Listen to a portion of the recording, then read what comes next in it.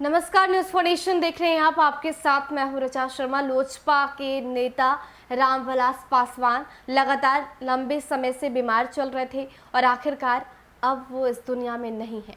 सबकी आंखें नम है। बिहार सहित देश के तमाम कद्दावर नेताओं ने उनकी कमी खलने की बातें कही है और उनको भावभीनी श्रद्धांजलि दी है। ऐसे में एक सवाल बिहार की राजनीति में गूंज रहा है। वो सवाल है कि आखिर रामविलास पासवान का साया चिराग के सर से उठने के बाद चिराग पासवान के राजनीतिक अस्तित्व का क्या होगा? क्या चिराग पासवान का राजनीति और मजबूत होगा? क्या चिराग पासवान को सिंपैथी वाली वोट यानी कि सहानुभूति वाली वोट बैंक मिलेगा? क्योंकि बिहार में चुनाव होने हैं। ऐसे में जिस तरीके से चिराग पासवान ने पहले ही ऐलान कर दिया कि नीतीश कुमार के नेतृत्व में वो चुनावी रण में नहीं उतरेंगे, बल्कि उनके खिलाफ कठोर चुनौती देते हुए अपने 143 सिपाहियों को चुनावी रण में उतारेंगे। ऐसे में ये सवाल बिहार की राजनीति के इर्द गिर्द मंडरा रहा है कि क्या इस बार चिराग पासवान को रामविलास पासवान के निधन के बाद की सहानुभूति वाली वोट बैंक मिलेगी? क्या चिराग पासवान पर जनता भरोसा करेगी? लोजपा सुप्रीमो रामविलास पासवान लंबे समय से बीमार चल रहे थे और अंततः बिहार विधानसभा चुनाव में प्रचार से पहले ही चल बसे। चिराग पासवान लगातार अपने पिता की बीमारी को लेकर बिहार की जनता को अवगत करा रहे थे और ये स्वीकार कर रहे थे कि खासकर चुनाव के दौरान पिताजी का अस्पताल में रहना काफी खल रहा है। विधाता ने कुछ और ही रच रखा था। स्वास्थ्य से लगातार जूझ रहे रामविलास पासवान अंततः चल बसे। रामविलास पासवान लोक जनशक्ति पार्टी के संस्थापक भी थे और वर्तमान में केंद्रीय खाद्य आपूर्ति मंत्री भी। अपनी बीमारी को देखते हुए उन्होंने पार्टी की पूरी जिम्मेदारी चिराग पासवान को दे दी थी और राष्ट्रीय अध्यक्ष भी बना दिया था। लेकिन अब बड़ा सवाल है कि एनडीए से बाहर आ चुके लोजपा को रामविलास पासवान के निधन की सहानुभूति का लाभ मिलेगा।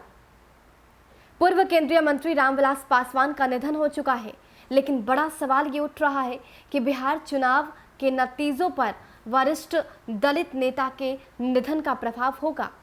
आपको बता दें कि चिराग पासवान के नेतृत्व में लोजपा एनडीए से बाहर का रास्ता तय कर चुकी है। हालांकि एनडीए के एक पार्टनर भाजपा के प्रति वो सहानुभूति दिखाते रही है, तो दूसरी तरफ जदयू के खिलाफ द्वार खड़ाकर के ऐलान कर दिया है। इन परिस्थितियों के अंदर रामविलास पासवान के निधन का क्या असर और परिणाम पड़ेगा? जानकार बताते हैं कि रामविलास पासवान के जाने के बाद पासवान जाति के लोग एकजुट होकर लोजपा के पक्ष में वोट कर सकते हैं। करीब एक माह पहले चिराग पासवान ने अपने पिता की बीमारी का जिक्र करते हुए अपने समर्थकों को राजनीतिक तौर पर सक्रिय होने का आह्वान किया था।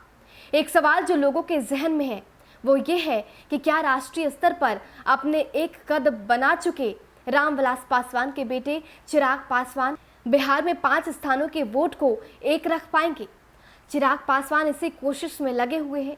जानकार मानते हैं कि ये सबको पता था कि रामविलास पासवान बीमारी की वजह से बिहार विधानसभा चुनाव में प्रचार नहीं कर पाएंगे, लेकिन अब उनके निधन के बाद इसकी संभावना काफ़ी बढ़ गई है कि पासवान यानी कि दुसाध जाति के लोग एकजुट होकर एलजेपी के लिए वोट करेंगे।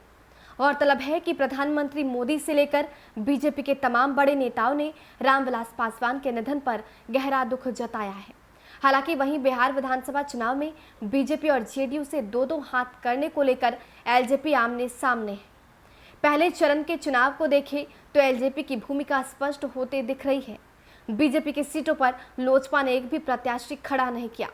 कुछ भी हो, बिहार में बीजेपी एलजेपी का सार्वजनिक विरोध करेगी। इन परिस्थितियों में चिराग को खुद ये साबित करना होगा कि रामविलास पासवान के जाने के बाद उनकी जिम्मेदारी निभा सकते हैं। चिराग इस कोशिश में लगे भी हैं। उन्होंने अपने कार्यकर्ताओं और वोटर्स को अपील करते हुए कहा था कि पापा का अंश हूं, इसलिए उन्हें पता है कि कैसे विपरीत परिस्थितियों में सफल होते हैं। तो चिराग लगातार इसकी जानकारी देते रहे कि उनके पिता बीमार चल रहे हैं और जिस तरीके से ट्वीट करके वो ये कहते रहे कि मार्गदर्शन की कमी खल रही है, इससे ये अंदाज़ा लगाया जा रहा था कि चिराग पासवान इस वक्त कितने असमंजस की स्थिति में है। लेकिन अब पिता का साया सर से उठ चुका है। ऐसे में क्या चिराग को सहानुभूति वाली वोट बैंक मिलती है? क्या चिराग पासवान को दुसाध समाज के लोग वोट करते हैं और क्या उनके जो मंसूबे हैं उसमें सफलता मिलती है? देखना दिलचस्प होगा। नमस्कार।